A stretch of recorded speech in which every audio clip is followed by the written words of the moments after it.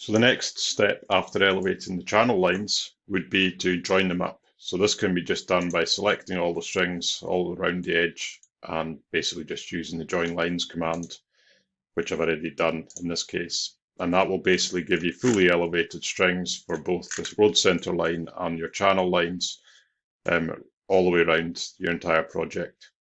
So we now want to create top of curb levels.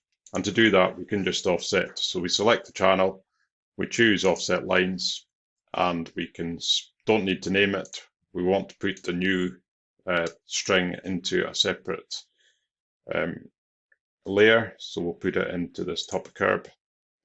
The offset distance, I'm just going to put a slight horizontal offset. The direction is better clicked on the screen, so we just want to offset out the way. And in this project, then all curbs are 100 mil. So if I just choose apply, then we can see here that that's now applied. And now we can just choose the next, same distance, offset, apply. And we now have the top of channels going all the way around, which we can see in the 3D view.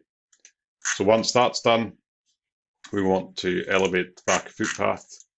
So it's done in a very similar way. So we just want to turn on the layers that are applicable. So it's going to be the layers verge and back heel curb, side road heel curb. So these are 2D. We can see them sitting down there, and we're just going to use exactly the same commands as we used before, but this time it's all going to be relative to the back of the top of the channel, or sorry, top of curb, and we can just choose to edit this line, and it's going to be done relative, so it's going to be done as an offset slope relative to the top of curb level. That's 3.5% positive normally, and we can just basically start elevating at critical points all the way along the project. And you can see here that this is an instance where we actually want to do something, again, to join them up. So I can apply the whole command, or what I can do is just quickly join these up. So I can just choose to join lines, all selected lines, join.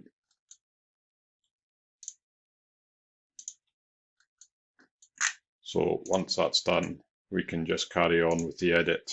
So we have the existing edits. We want to create a new vertical point of intersection, offset relative to the top of curb, 3.5% auto advance on these, so we don't need to reselect them all the time. And then we're just putting in the levels at key elements all the way along this top of footpath. And of course, we can go all the way around until the end.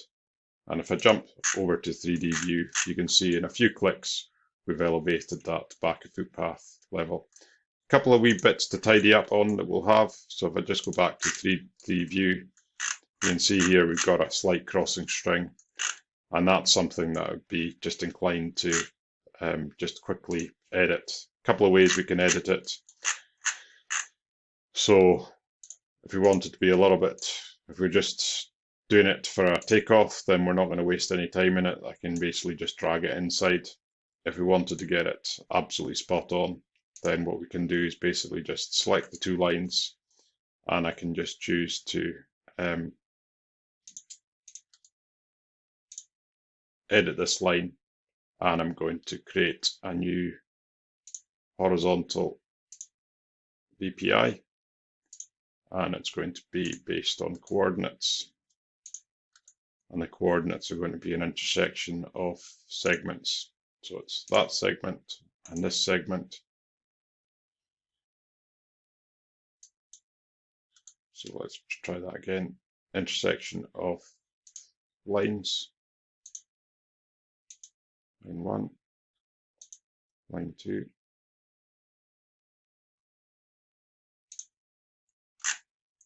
And you can see here that it's actually created that point. And then we can basically just take a back step and we can delete the first point. And that's that elevated tidally. So I'll stop the video and I'll continue on doing the rest of these backer footpaths.